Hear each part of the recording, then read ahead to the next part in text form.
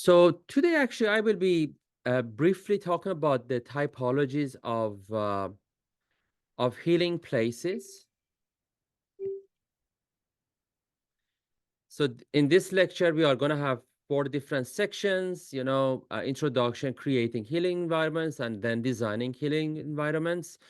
I don't know how many of you know Florence Nightingale, but she was actually such an important person when it comes to the history of healing environments, mainly because she was a nurse in the 19th century, but she's the person who, for the first time, actually, who talks about the significance of fresh air, adequate lighting, and the good accommodations for staff members in hospitals. And she made made a huge impact on the way that hospitals were designed in different countries, actually, after the 19th century. And we know that this actually started earlier in other parts of the world. I'm talking about this so that you know that all these things about fresh air, lighting, they were not necessarily part of the conversation when it comes to this notion of healing and hospital design. And when it comes to the concept of healing, it's a multidimensional character. It's the wholeness, connectedness, or integration, healing from within, ongoing process with meaning in everyone's life, and healing as humanistic approach. And it's not actually, healing is not limited to physical cure. It has to do with mind and spiritual and emotional needs and psychological factors, as well as thinking and spiritual and social resources that can play a significant role. Mainly because people are not collections of parts that need to be fixed, but whole body, mind, spirits. And there are lots of studies, especially in the last in 1990s, on this whole notion of holistic way of looking at healing. Healing is integrated, meaning that all multidimensional components affect the other. The mind affects the autonomic, andronic, and the immune system. So you may say that all of this is so obvious, but they were not necessarily obvious 50 years ago. Esther Stenbeck, she's one of the pioneers of this field, and she actually talks about the shortcomings of modern science when it comes to taking emotional stress seriously.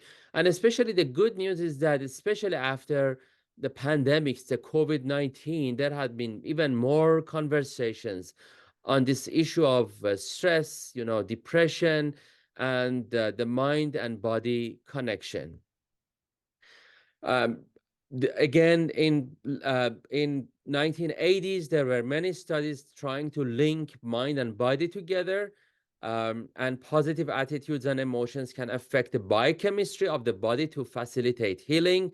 Again, this is what was done by Rossi in 1986, and again, this whole notion of healing as a holistic approach and holistic process. And treatment into the terms of physical, spiritual, emotional, and social needs. Again, if you look at treatment in these 4 senses, your whole approach is going to change. That, for example, when you are dealing with a diabetic a patient, you are not just trying to treat them physically. You are kind of trying to look at them in a different way. You are trying to look at the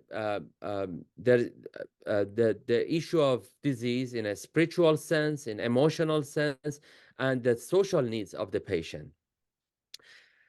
Healing as a humanistic approach that started especially in 1990s, puts patient at the center of healing.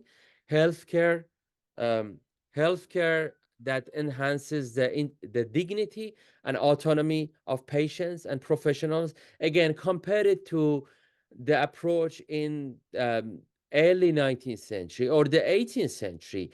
in which the medical professionals or the staff were still kind of the higher ups, and still even these days we still see this hierarchical order. Explore the meaning of sickness. I mean, again, sickness, what does it mean in terms of the biochemistry, but what does it mean holistically?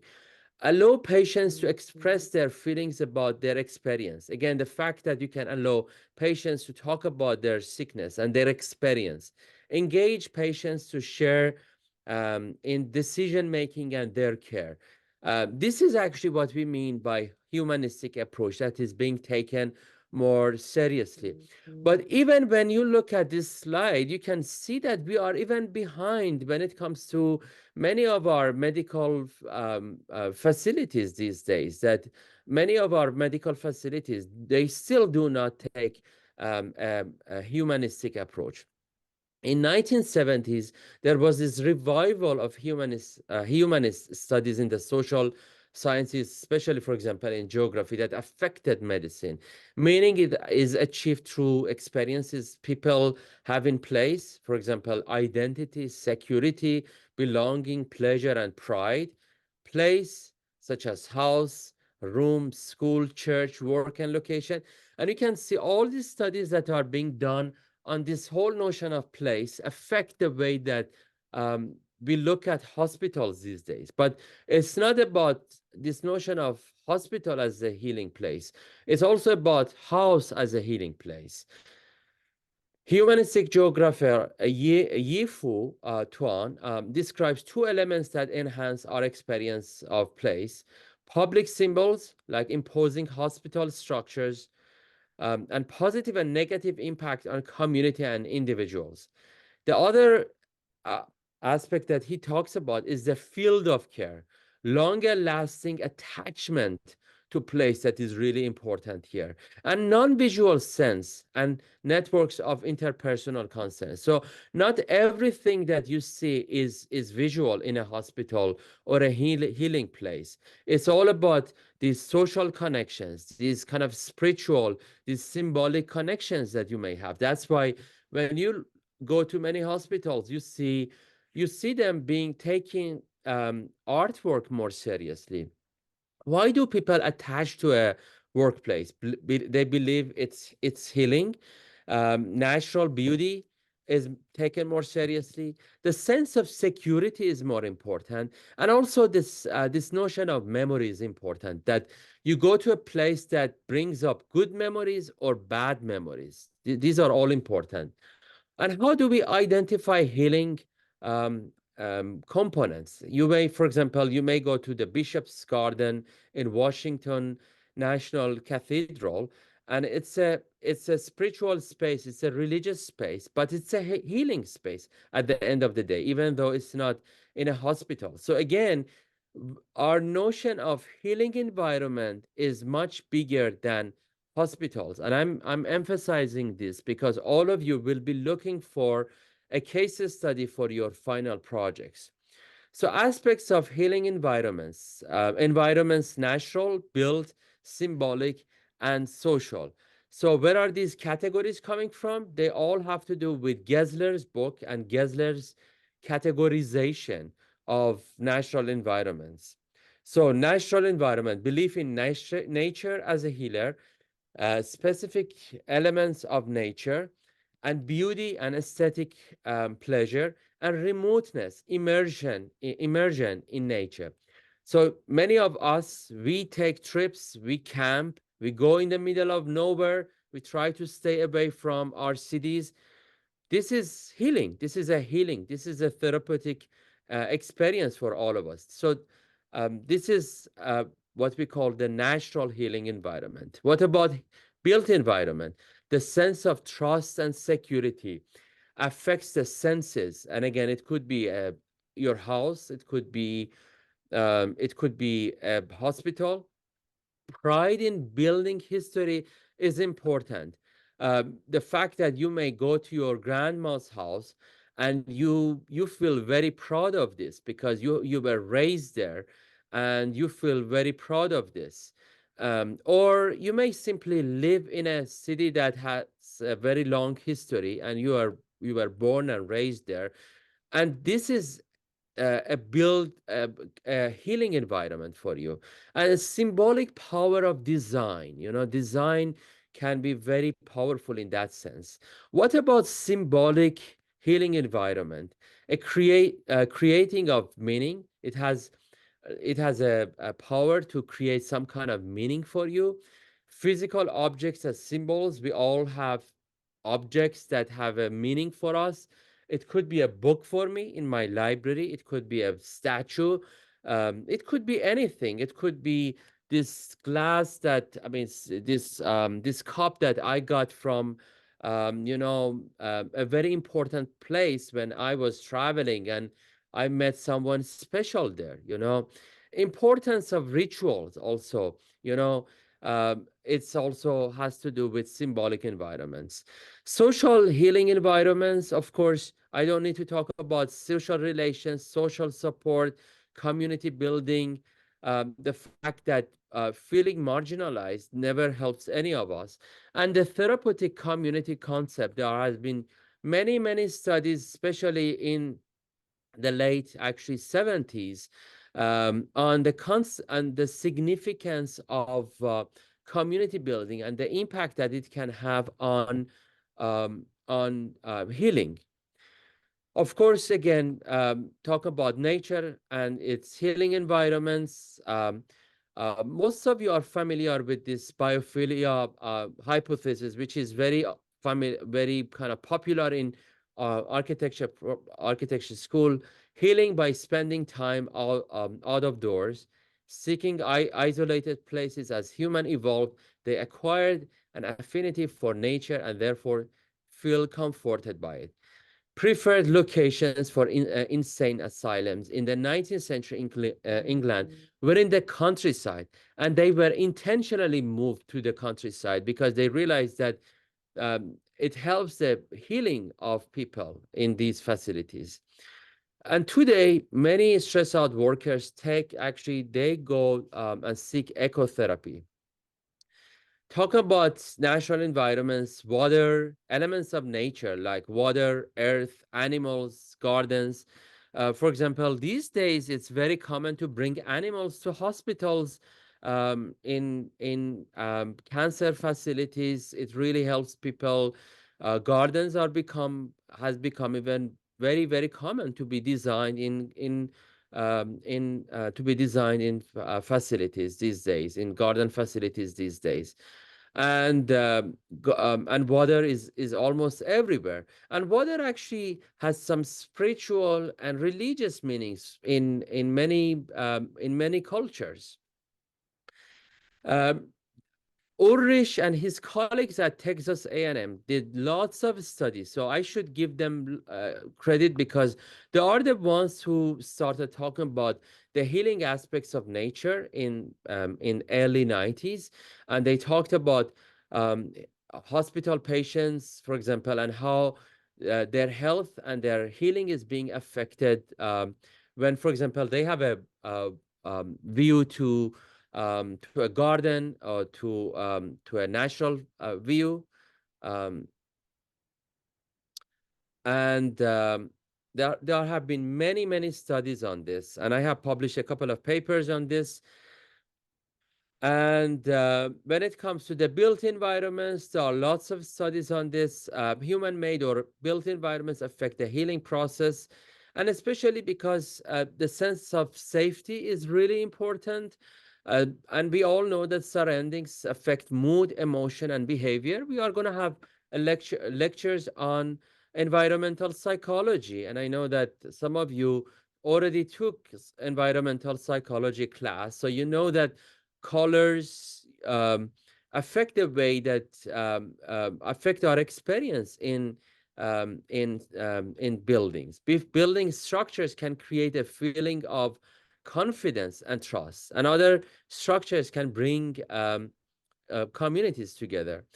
And talking about symbolic environments, I mean, these big statues, these big monuments that we see these days, the idea that place meaning on places often that symbolize meaning important in our lives. I mean, place has a meaning in our lives. Stimulus and response. For example, again, talking about American flag is a very good example of this. Many people have their flag in front of their houses. Again, it's a healing thing for them. It has a meaning for them. It could be an expression of cultural values or social behavior or individual actions for them. But remember that something that has a meaning for you, its meaning could be very different for me. So spiritual meanings symbolic meanings could be different for different people. And again, physical objects like water for blessing, again, it has symbolic value in different cultures. Or for example, physicians wearing a white coat. It is actually a symbol. It has a symbolic value. Or high-tech environment, for example, high-tech equipment that you see in hospitals. It reminds you of power and trust, or even sometimes fear. There have been many studies proving that being engaged in social activities improve healing and affect your health, and in a very positive way. And there have been many studies on this, especially in the last 30 years, 40 years. And again, as I mentioned, talking about therapeutic communities, people gathering, I mean, trying to, for example, overcoming alcoholism, this is part of this. But remember that all of this, none of this is new. For example, we had healing mineral springs in Bath. I published a book on healing places uh, just 2 years ago. And in this book, we talk about the whole notion of healing places in different parts of the world throughout history, from ancient times. And symbolic environments, again, I talked about statues and elements and mythologies, ideologies and language and things and sometimes you see overlaps between spiritual and social environments.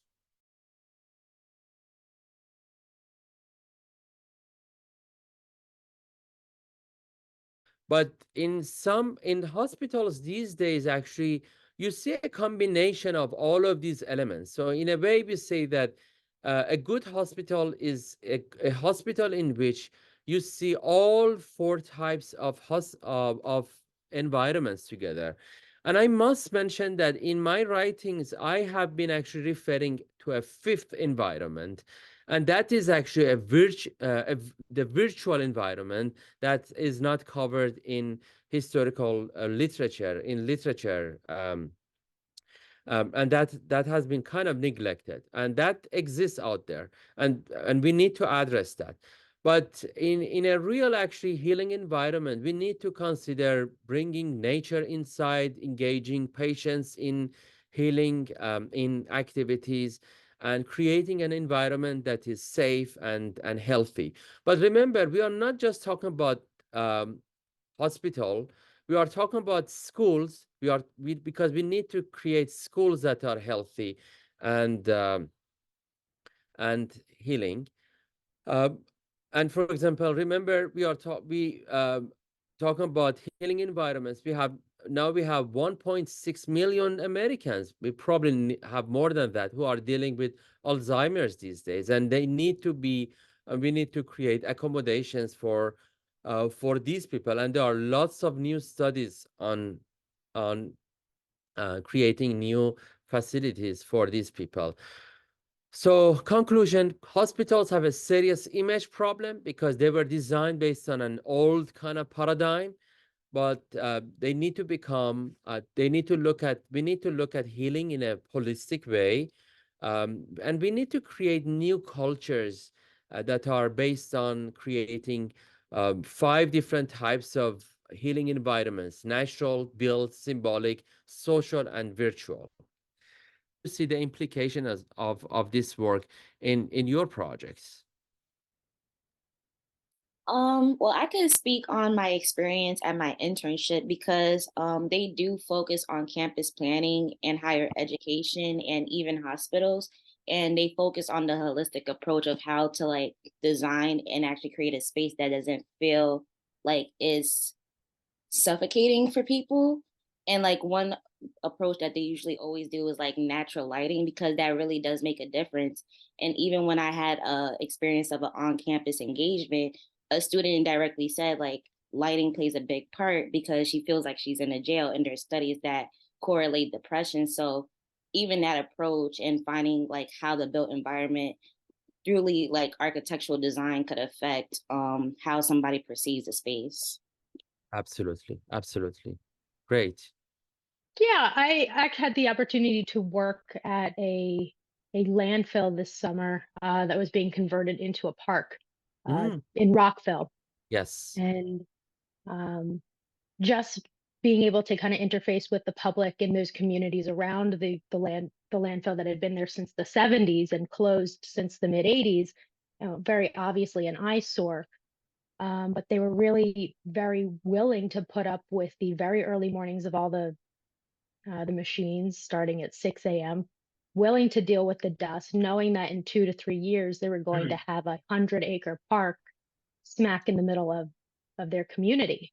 Um, and it was just a very eye-opening experience to see what people are willing to put up with for kind of these beautification processes, um, in real time. And that's such a great point because, I mean, again, you can use this kind of four types of healing environments as a checklist. When you are designing anything, again, even for example, when you are designing a park, a physical environment in your case could be number one, how to get rid of all these toxic material, right? So because there are lots of logistics when you are turning that kind of environment into a park, right? So now you need to work on all of these logistics. The other one is, again, how to create all these facilities. And by facility, I mean sometimes physical spaces like a pavilion, sometimes a building, sometimes a space for people to gather, and a wide range of places for people to gather.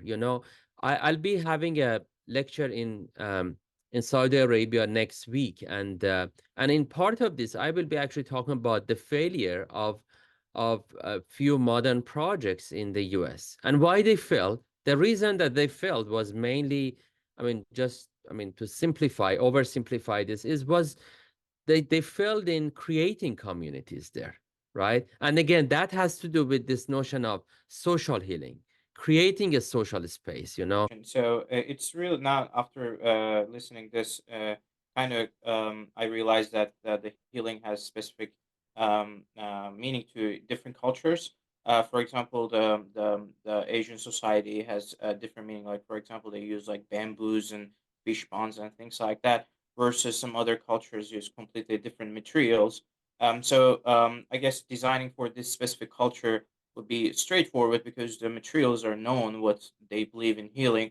But when you designing a space for diversity, for whereas there's multiple different ethnicities and cultures, I guess the meaning of healing is completely different for each of these. And then the idea of universal healing, I guess, light and nature comes to the table. But I guess that's the challenge, like how to make it more dramatic with some of these larger element that has big impact. But yeah, that was just like one big flash to me. And that's why when I talked about uh, uh, symbolic environments, I said something that means something to you might be totally different. I mean, it might be even very offensive to me, right? So you may worship something that has a totally different meaning to me. Yeah, I just wanted to comment on, first of all, like how shocking it was that the Florence Nightingale discovered that people were being affected by the environment not even that long ago. Um, but also that it kind of takes like certain factors to begin the movement. So I know like in public health became an issue, or public health became a field because they were addressing issues like manure in the streets or like dirty water. Absolutely. But it's interesting to note that it's usually a particular item, but it's Yeah. not really tied to the global environment. So like even if something does get identified, being able to look beyond that would be a good way of picking out what is what in the environment or the general environment has that can be healing or not. Yeah, and I think it's such a good point that to some extent it also has to do with the fact that, you know, to what extent you actually you care about the public, right? And the public safety, health, right? Um, one thing that is quite interesting is that my main area of expertise is Persian gardens and landscapes in the Islamic world. And I was presenting a lecture on at a conference actually in, I mean, it was online, Turkey a few weeks ago. And when I was done, they asked me actually if the hospitals in the Islamic world actually were included gardens. And I was telling them that surprisingly, they did not. I mean, it's very interesting that you have a very dominant kind of landscape garden tradition, and you have a dominant hospital tradition, right? But these two do not merge. I mean, it's not common sense that, you know, you need to have a garden as part of hospital design. So things that for us are very kind of obvious these days, you know, again, we take it for granted, but we should remember that, again, our knowledge, I mean, most of our knowledge comes from you know, what has been done in the 19th century, the scientific work, and later, you know, in the 20th century, and the medical field, the public health. Just because you brought it up, there are some examples of hospitals from the Ottoman Empire, so in what is now Turkey in the 16th, 15th, late 15th, early 16th centuries, and they did include enclosed courtyards as part of the hospital design. So there was an aspect of sort of creating a safe space through enclosure and the Right. control of sound. There's a specific hospital in a city in the western part of Turkey called Edirne, where they actually would have musical performances for the patients suffering from mental health issues. And so that was built into the design of the hospital as well. So there are other interesting historical aspects to pull on. And by the way, I mean, talking about the history of hospitals, Ottomans were extremely advanced in the design of the hospitals. I mean,